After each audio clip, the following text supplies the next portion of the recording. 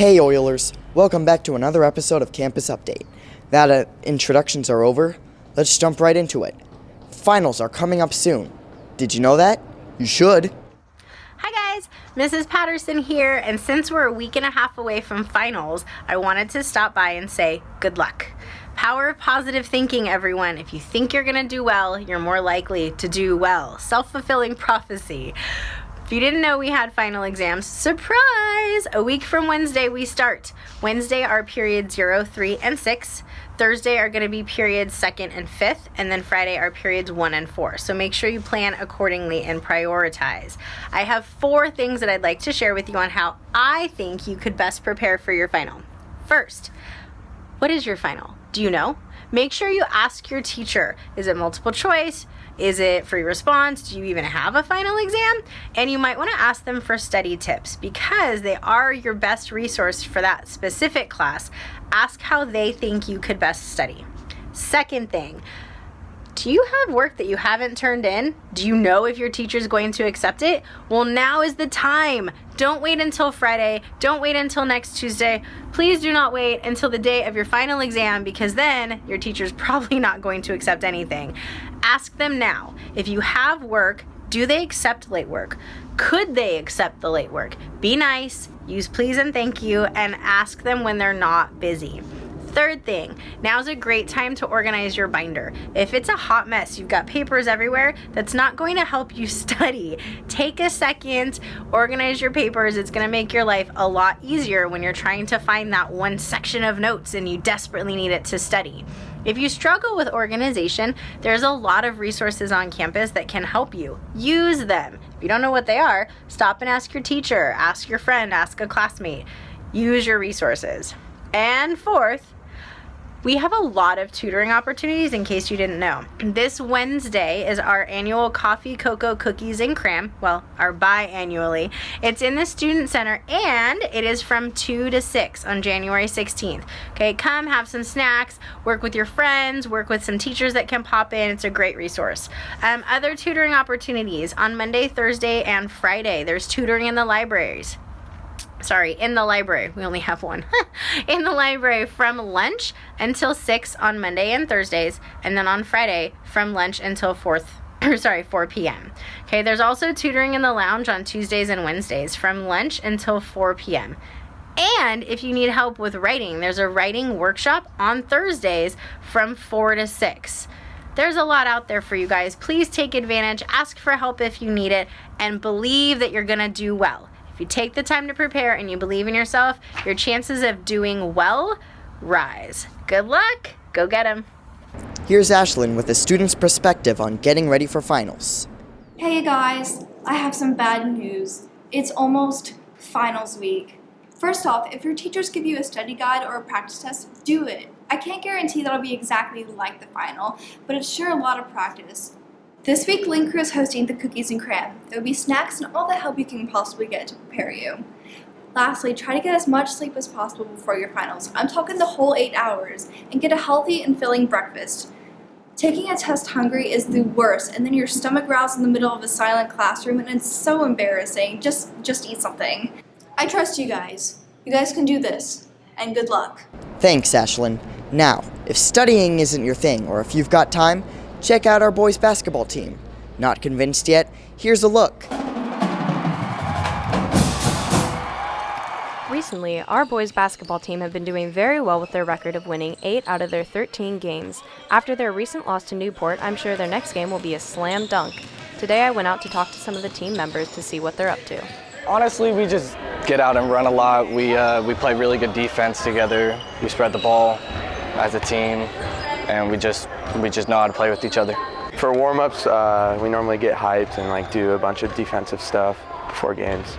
My favorite part about the team is just hanging out with some of my best friends and having fun and competing at a high level while doing so. Being with my friends and teammates. I've played with a couple of these guys since freshman year. Some of them during middle school. I just love playing with them. Some strengths of our team would probably be our defense. We play well, we pass the ball a lot, and then we just get out and run with each other, so we're pretty quick on offense. We love defense. We love getting rowdy kind of in the games. We like turning up the heat. Glad to see our boys are working hard and shooting hoops. While you're out and about, why not watch APA's upcoming musical Sideshow? It's a show about conjoined twins and other talented circus freaks. I have Dylan here to fill you in on all the delightful details.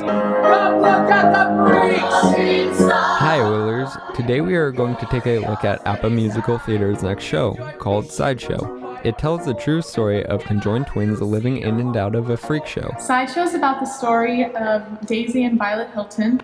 They're conjoined twins, and it's about their journey to find love and their place in the world. And through the show, you get to see their escape from the hostile environment of the freak show, and you get to see kind of one of the twins, Daisy's dream come true as she gets to perform on vaudeville. My character's story is that he's really fascinated by these twins, so he keeps going back to the Sideshow in hopes to get them to do movies and shows for him on vaudeville. My character, Buddy, he is an aspiring singer, dancer, choreographer, and he finds these girls at a Sideshow, and he invites his friend Terry, who he knows does vaudeville shows. He was like, hey, look at them. At the first rehearsals, being conjoined at the hip has actually been very difficult. It's really difficult. We kind of just have to keep pressure, but we are also dancing and doing these elaborate movements, and it's really, really hard to stay connected. We've definitely fallen many times. Yeah. Come look at the freaks. Come see Sideshow, January 11th to the 13th. And January 18th to the 20th.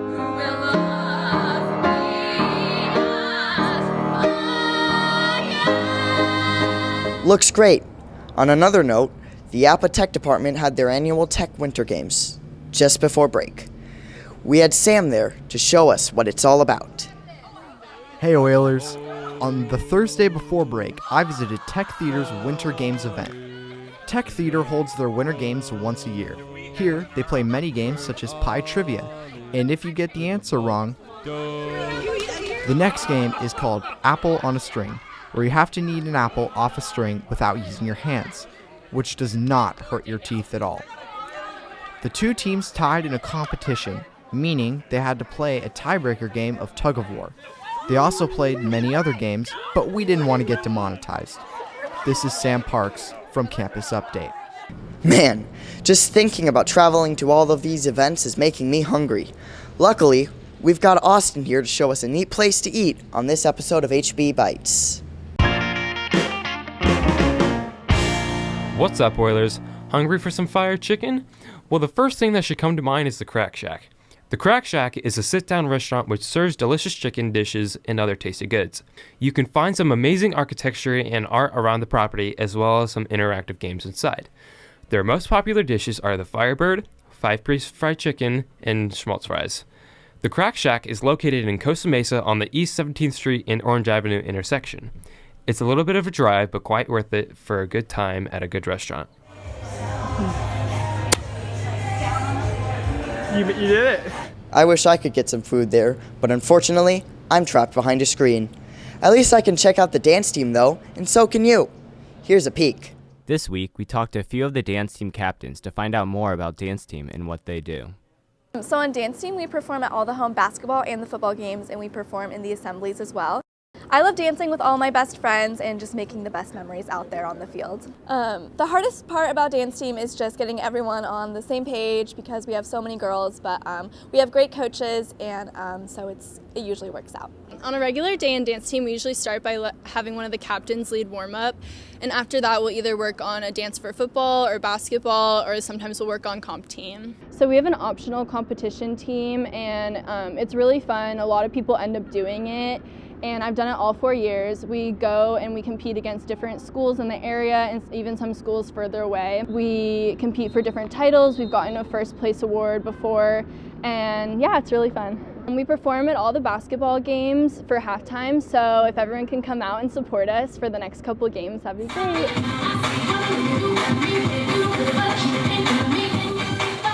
Ah, dance. One of the many things I can't do.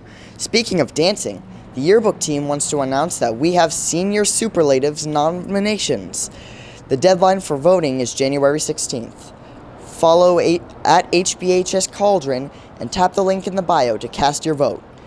If you want your club to be featured in the yearbook, shoot an email to hbhs@hbhs.org. whyb@gmail.com, where they will send you an entry form and schedule a club photo. Well, that's all we have today, Oilers, but remember, that's how Mafia works.